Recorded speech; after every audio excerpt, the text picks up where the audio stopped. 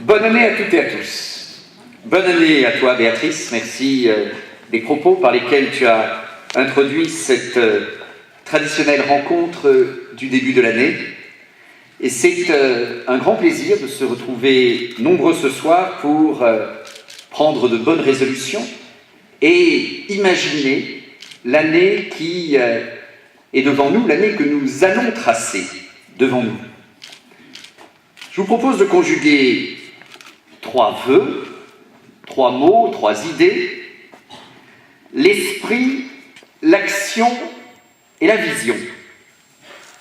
L'esprit de service, l'action concrète, la vision de l'avenir.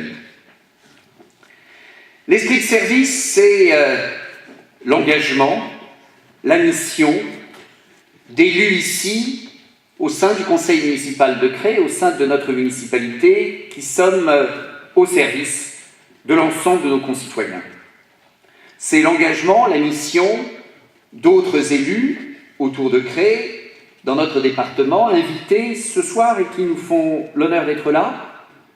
Eh bien, c'était à l'instant Francis, qui est élu à Divageux, mais notre ami René Estéoul est là aussi, et je le salue bien volontiers, Raymond Riffard, le maire d'Oust, Gérard Crozier, le maire d'Alex, d'autres encore, que je ne citerai pas tous, sinon j'en oublierai, mais il y a le maire de Chabriand, le maire de Venavé, le maire de Saillant, bien d'autres encore. Je veux saluer aussi parmi nous ce soir la présence de l'ancien président du Conseil général Jean Mouton et de Marie-Pierre Mouton, conseillère régionale et conseillère générale.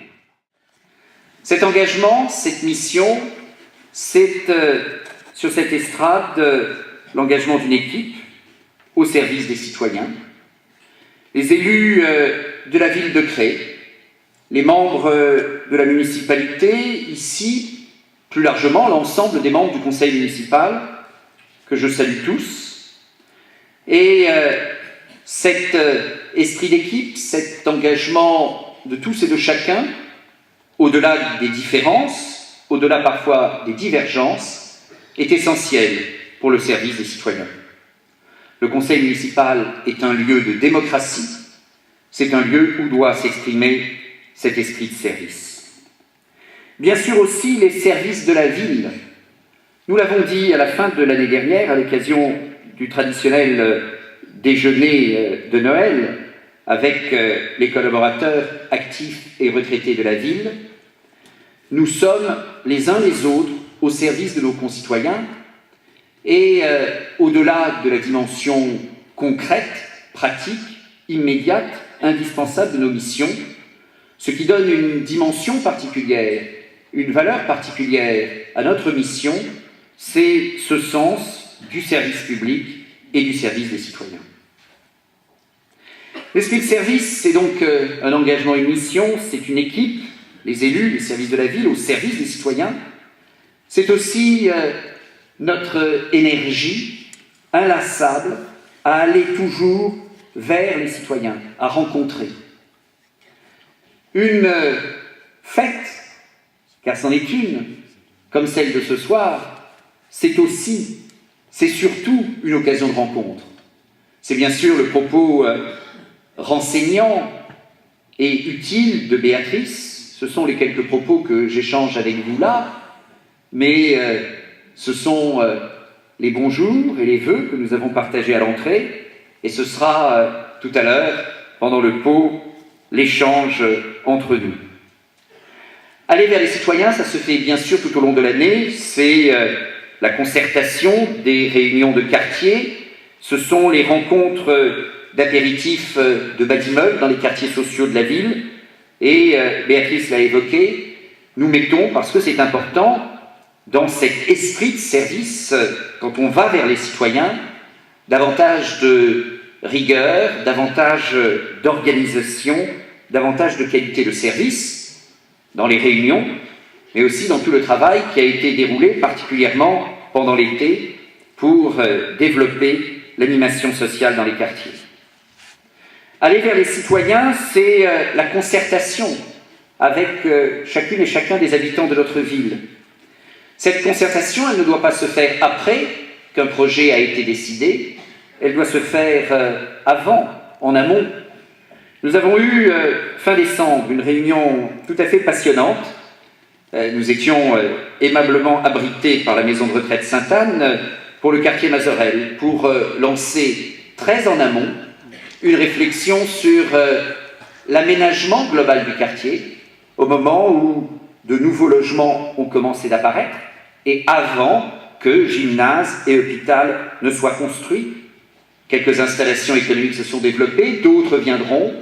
Eh bien, c'est maintenant qu'il faut lancer, avec tous les citoyens qui le souhaitent, la concertation nécessaire.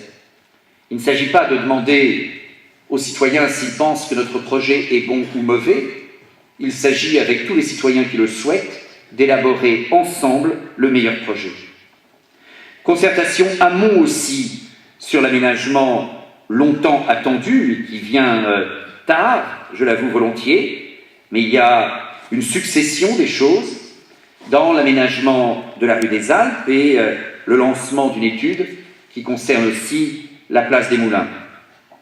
Et puis, je viens de voir des courriers que nous allons adresser aux riverains de la rue Sadi-Carnot et de la rue de l'Hôtel de Ville, là aussi, pour, en amont de réalisation du projet, guider la décision et le choix que fera la municipalité par la concertation la plus ouverte et la plus avancée. Aller vers les citoyens, et bien sûr aussi parce que c'est une signature, c'est un label pour notre ville, poursuivre le travail tout à fait remarquable que nous avons lancé, toute l'équipe, avec les services, avec les élus, avec l'engagement très fort de Daniel Mazer pour notre agenda 21 pour le développement durable. Non seulement à Cré, nous avons lancé un agenda 21, mais nous l'avons voté. Non seulement nous l'avons voté, mais nous l'avons largement réalisé. Non seulement nous l'avons largement réalisé, mais il a été labellisé au niveau national, comme agenda 21 local, labellisé par le ministère de l'écologie. Et nous en sommes aujourd'hui à son actualisation pour lancer en quelque sorte un deuxième temps, une deuxième génération de l'agenda 21. Et cette actualisation, elle ne sortira pas simplement des idées lumineuses de Daniel ou de tous les membres de l'équipe, elle sera nourrie, éclairée par une enquête auprès des citoyens qui va démarrer dans les semaines qui viennent.